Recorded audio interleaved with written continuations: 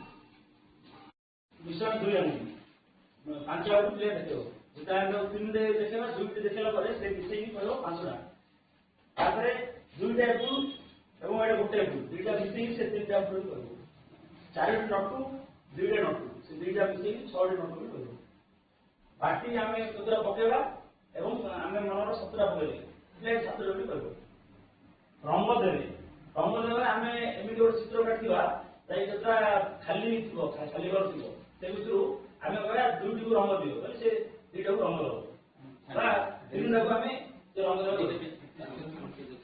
चित्र गणित संख्या कह शिक्षण सामग्री आम चित्र गणित संख्या कह स्क्वायर काउंटर आमर जिके स्क्वायर काउंटर अच्छी से स्क्वायर काउंटर गणित मत सी कह परिवेशर फुल 5 पुस्तिका फुल केतटा संग्रह 5 पुस्तिका से कार्यपद 53 54 से पूर्ण कर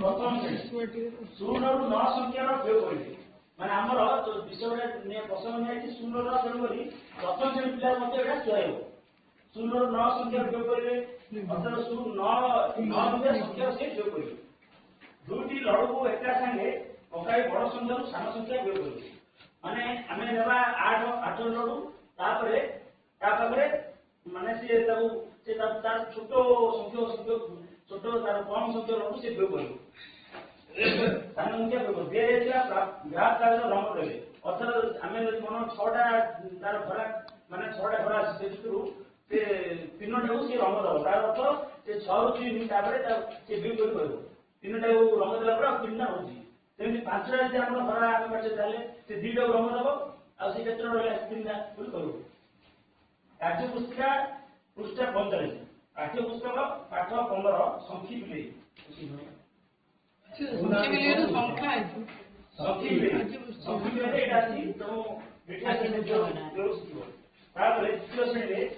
समान भाव में बांटे शिक्षार्थी मान दुईटी दल में भाग कर 20 लेखाएं हलदिया घन दे 4 समान भाग भाग कर आमर जिके हलदिया घन 20 देले 4 समान भाग कर अर्थात जाने से प्रति भाग में केतटा लेखा रोच भाग जाने 20टी घर को 5 लेखाएं घरे रंग देवे 20टा घर खाली घर चित्र माध्यम देखा से 5 लेखाएं रंग देव कह संख्या भाग संख्या अर्थात संख्या 20 तार भाग संख्या 5 अर्थात 20 को 5 भाग कर प्रति भाग को 4 लेखे पड़ो तो पिला जान से 20 को 5 भाग कले 4 लेखे तार भाग पड़ जाए जिके किट तमे व्यवहार करबा जिके व्यवहार करबा स्क्वायर काउंटर व्यवहार करबा आउ परिवेश रो काठी बोली मत हम संग्रह करी काठी बोली तो ए द्वारा पिला भाव से सिखो लोडना की रोड अंदर साइज नहीं हो आसपास गांव सब बहुत बहुत पी जाउ छी आज्ञा किंतु के कोन कोन बाधा देना दी चलाऊ देई संधि आज्ञा से दिन लाइन पे प्रमाण रे इंग्लिश मान तो करछु पिला हमर दल को दल पाइब पुरी बोला ଖାତିର ନ କରି ସେମାନଙ୍କୁ ଆକ୍ରମଣ କଲେ। କେତେ ପାଇକ ଗୁଳି ମାରରେ ଭୂମିରେ ଲୁଟି ଗଲେ। ଆଉ ଜଣେ ପାଇକ ପାହାଡ଼ର କନ୍ଦି ବାଟେ ଗୁଳି ପଡି ତୀର ମାରି ଗଡ଼େଇ ଦେଲେ ଇଂରେଜ ସୈନ୍ୟଙ୍କୁ। ସେଥିପାଇଁ ଅବସ୍ଥା ସମ୍ଭାଳି ହୋଇଗଲା। ନୋଳିଲେ ଆମର ଆହୁରି କେତେ ପାଇକ ପ୍ରାଣ ହରାଇଥାନ୍ତେ କିଏ କହିବ? ବନ୍ଧୁକ ନାହିଁ, କଣା ନାହିଁ, ଗୋଳାବାଗ ନାହିଁ। ଶୁଣ ସମସ୍ତେ, ମୁଁ ଯେ କହୁଥିଲି ଅବସ୍ଥା ଶୋଚନୀୟ, ବୁଝ ଏବେ ତାହା ସତ କି ନୁହେଁ? ନା ଉପାୟ ଆଉ ନାହିଁ। ଅଛି, ଉପାୟ ଅଛି ଶୁଣାଉଛି। ଖାଲି ଉପାୟ ଥିଲେ କଣ ହବ? ଖାଲି ଉପାୟ ଥିଲେ କଣ ହବ? ଏଇଟା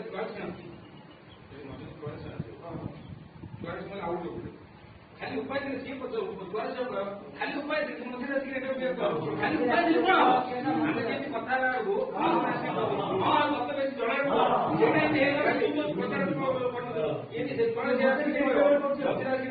ଖାଲି ଉପାୟ ଥିଲେ କଣ ହବ? ଖାଲି ଉପାୟ ଥିଲେ କଣ ହବ? ବକ୍ସି ଅସ୍ତ୍ର କାହିଁ ଅଛି, ଅସ୍ତ୍ର ଅଛି। ଅଛି ଅସ୍ତ୍ର ଅଛି। କେଉଁଠି ଅଛି? କେଉଁଠି ଅଛି? ସେ ଅସ୍ତ୍ର ଅଛି କୋଉଠି ଅଛି?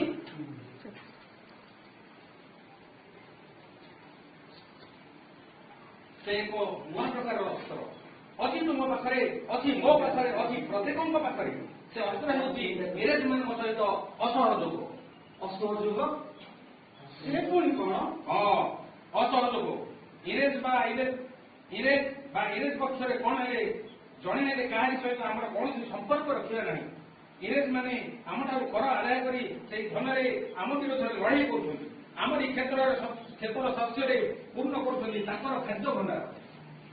ଆଜିଠାରୁ ସେମାନଙ୍କୁ ଗୋଟିଏ ସୁଦ୍ଧା କଉଡ଼ି ଦେବା ନାହିଁ। ଆମର ବିଶ୍ୱାସ ଜମିରେ ମଧ୍ୟ ଲଙ୍ଗଳ ମାରିବା ନାହିଁ। ପଡୁ ବର୍ଷ କାଳ ଜମି ପଡ଼ିଆ ପଡୁ। ଲୋକେ ଗ୍ରାମରେ ଥିବାରୁ ସିନା ସେମାନଙ୍କ ଉପରେ ଇଂରେଜ ମାନେ ଅତ୍ୟାଚାର କରୁଛନ୍ତି। ପରିବାର ଘେନି ସମସ୍ତେ ଚାଲ ଜଙ୍ଗଲକୁ ଚାଲିଯିବା। ଏଣିକି ଦେଖିବା ଇଂରେଜ ପକ୍ଷର ଲୋକ କେହି ଯେପରି ମୁଠାଏ ଅନ୍ନ କି ପାଣି ଟୋପାଏ ବିନା ନ ପାଏ। ଏତେ ଏକ ନୂଆ କୌଶଳ ବାସ୍ତବରେ ଏହା ଯଦି ସଫଳ ହୁଏ ହେବ